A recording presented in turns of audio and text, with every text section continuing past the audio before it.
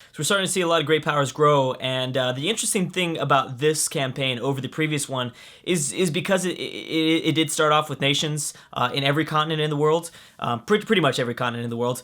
There are great powers growing from all different regions, which means that just because, like, for instance, China looks really powerful in Eastern Asia, doesn't mean they're necessarily going to win, because we have America showing a lot of their strength. We have, kind of a fight in Latin America. Obviously, there's Venice in Europe. There's all different things going on all over the place.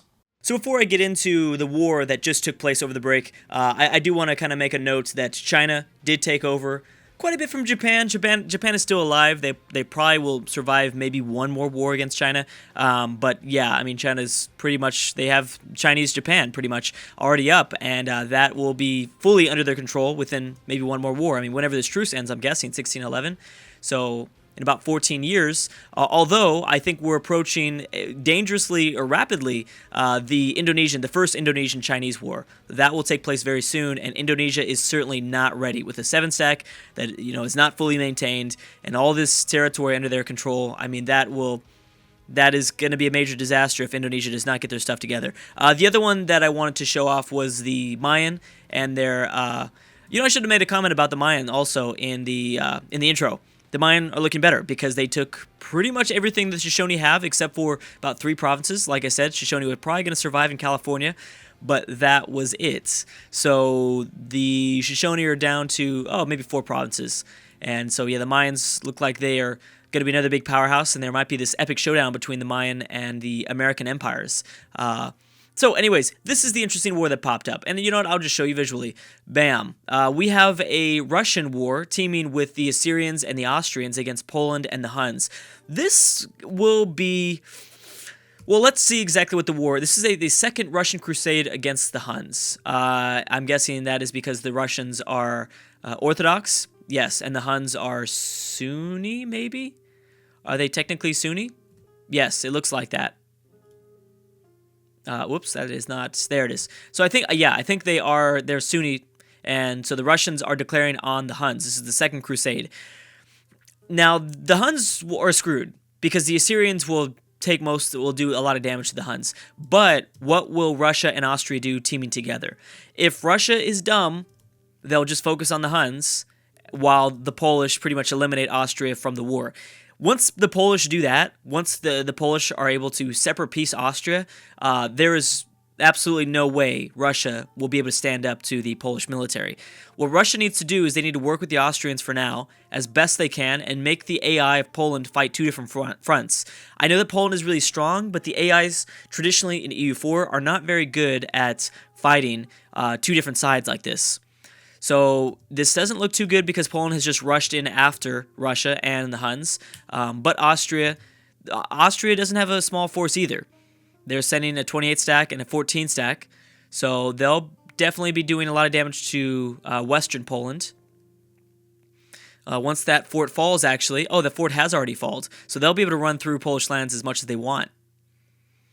We'll just need to keep an eye on if the Assyrians contribute enough to do enough damage to the Huns, which is what needs to happen right here.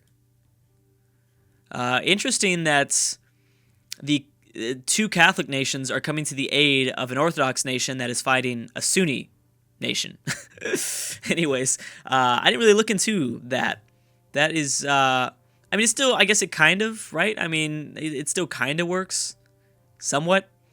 But yeah, okay. So Poland is really doing quite a bit of damage. Well, this is actually the Assyrians and the Huns fighting. The Huns have a lot of forts. They have 1 fort that's already fallen, but I guess the Assyrians can't really reinforce into Russian territory, can they? So what are you doing with this 23 stack, man? That's messed up. They send that 23 stack up. That could be enough for the Russians to have a successful war.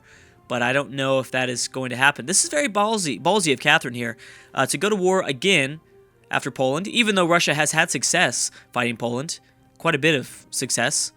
So look at that. Poland just lost 1 battle. Let's see if they can win a second major battle north of the Black Sea. That is close. We are probably not going to be able to tell, actually. I guess it depends on which flag pops up. Boom, the Russians lost that one. But they still have the numbers on their side, as well as the Assyrians are over here too. which they clearly lost one battle, but they're regaining morale. And Austria is, wow, they're doing a lot of damage to Western Poland. That is incredible. You know, Austria looks like they're all divided up, and they look like a this ugly empire that's lots of border gore. But man, I've got to give it to them here. They are doing a lot. I mean, part of it is because the Polish really don't have very many forts in their western front. So once they took over this fort, they're able to roam free. Notice that Austria is grabbing a lot of these occupations for themselves. They just now gave Russia an occupation. Here comes Poland and the Huns working together. But, oh, see, I think the Russians have a different idea now.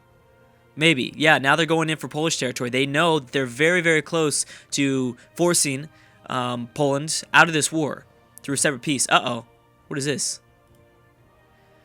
This is Spain versus the Netherlands. So something new has popped up. Poland and the Netherlands versus Spain and Venice. Ooh. Oh, wait a second. Venetian Succession War. Oh man, are we having one of those again? So in personal union under Spain, that's Venice under Spain. Oh man, oh man. Chance of Spain inheriting Venice. There's no way Spain's going to keep this though. Right? There'd be no way. That would be huge. That's almost GG right there if Spain can hold on to this, but it's incredibly unlikely. So let's look at this. So I'm guessing Poland is fighting for... Poland wants this themselves, but Poland has kind of screwed themselves because they're fighting both. I mean, I don't think they really realize that Austria and Russia together would be this big of a force. So Poland is going to lose both of these wars, and they're going to lose quite a bit of territory. They no longer will be this kind of major player in Eastern Europe, I don't think. Look at that. And with the help of a few different nations, Austria is... Oh, did Austria win that? They did win that. Yeah, Poland's entire military is being eliminated right now. Who are allied to Poland? We've got England and Sweden. Those are the big ones. But that's about it. And the Netherlands, who are involved in this war, and the Huns. So the Polish might lose a lot of their friendships. Venice has lost a lot of their alliances as well. I should have said alliances. It's just Spain and Venice that are allied, technically, now that Venice has fallen under a personal union. Venice's liberty desire is at 53.9%. Venice right now is fighting for the Spanish. This is crazy. Yeah, so Poland will not win this. Spain will keep a hold of the Venetians. And this might be what Catherine desperately needed here in the East. They need to find a way to colonize and to continue to colonize. If they can take away a lot of territory from the Huns north of the Caspian, then they'll be free to do that. Also, the Indian-Persian borders are starting to really close down as well. So we're going to see a lot of different wars that we haven't yet seen in this campaign start to pop up within the next few videos, which will be pretty exciting, I think. Wow. See, there goes one of my big theories. The AIs just don't really know how to... that's just something that I've been noticing, is the AIs in EU4 just don't know how really to defend two different fronts. They're not very good at it at all. What Poland should have done is they should have attacked the weaker foe, let Russia be distracted by the Huns, and Russia slowly... Especially because Poland had more forts over along the Russian front as well. As soon as Austria dropped a few of these, they were able to grab a lot of territory, occupy a lot of Poland, which is obviously an issue. Who knows how well developed some of this stuff is. It's somewhat moderately developed. I mean, they've got more, but it's just elimination of these provinces for them to not be able to, bring up more military units. Is this war still going on? It is, technically. And the Netherlands might lose a lot here. Uh-oh, something new has popped up. Denmark versus the Netherlands and Sweden. France is involved on their side. Denmark reconquest of Munster. Oh, Netherlands. Uh-oh. Oh my goodness. Look at the force that you're facing. As well as, France and Denmark are on both the southern and northern fronts for the Dutch. So they're going to get just crushed here, I think. Spain is already in this territory, kind of doing whatever they want. Geez, lots and lots of European wars going on, which it shouldn't be too surprising just with the amount of nations that pop up in Europe at the start of this campaign, but it's still pretty incredible. Notice, I don't know if I made a comment about this, but Egypt is banished on India is banished in India, which, yeah, I mean, that's kind of been going down. Ooh, Carthage and Sunkai, no allied, or not allied anymore. I know that Egypt had been thrown out of Africa a long time ago, but I just wanted to make a comment about that. Is there anything else that's happening? Any interesting colonization? Indonesia, Polynesia still doing their thing. La Plata and Brazil now have a border. Brazil has no allies, and La Plata does. La Plata allied to Haiti, which could be a key friendship there when attacking the Brazilians. Very, very key. Celtic Mexico. So there goes Celtic Mexico. Wait a second. Is all this colony? Wow, look at that. The Celts not even really doing this for themselves. They're just trying to get themselves... They're pretty much just letting Mexico become independent. I can guarantee you. Unless, of course, the Mayans destroy the Celts and their colonies before that were to occur. How's Canada doing? Canada's doing all right. Wait a second. Are these the same? Yes, they are. These are... that's very... I don't know. Peculiar. Peculiar? I always have trouble saying that word for some reason. That's... Yeah, I don't know. How did they end up getting that, having that happen? Both of these colonies are the exact same. They're not two different colonies. Maybe that is a French colony that is just kind of an overarching North American name. Okay, so now we have Poland versus Spain. And, oh, that's still the Venetian Succession War. It's just, the Netherlands were forced to separate peace. We've got England versus the Netherlands. Oh, poor Netherlands. Yep, that is... I don't think that's going to be it. They'll probably be left with about one province after all these wars are finished. Did they lose anything so far? Not really. Ooh, so Poland has made gangs in their western front. They've grabbed some of their territory back. However, the Russians now are doing a lot of damage. The Huns are pretty much done. I'm sure they still have a military that is consolidated with the Polish military, as much as they have at least. Ooh, Assyria did end up making it over here. They did not hold back. Assyria's a good friend. That was very nice of Assyria. They definitely did not have to do that. Does Byzantium have any new alliances besides Persia? Yes, with Denmark. Smart move from Byzantium, or for Byzantium's sake. So this is big because even if Venice becomes independent, they won't get up those alliances still. Now, Venice might still be liked by most of the world. Actually, France very much likes Venice now. So this could really reorganize the teams in Europe. The alliances, the friendships, the power is already has completely shifted. Where now it's like anybody's game. It's no longer the Venetians and their friends. Since they've fallen under this personal union. I'm guessing what's their De Alba? De Alba. Okay, so that is the royal marriage, I guess, that they fell to. De Alba. I'm wondering if they all kind of stick to somewhat themes of the culture in the area and stuff like that. I mean, that's really cool. I think they do. Because I wasn't obviously checking in on rulers and their names and stuff like that when setting up this campaign. So, wait a second. Someone was forced to sever peace. Russia. Oh, it was Austria. Austria's out of the war now. Did they grab anything? It looks like they did. Hey, they did. Look at that, Austria. Look at that. Good job for you, Austria. Austria still has a chance. Not really. I mean, because they're sandwiched here. But still. Denmark looks like they're going to make quite a few gangs here. Remember, England has cores. Oh, these are actually claims. They're not cores. They've got one core on Dutch territory, but that's it. And that's actually occupied by the French right now. So I don't know what's really going to happen there. Spain dealing with some rebels.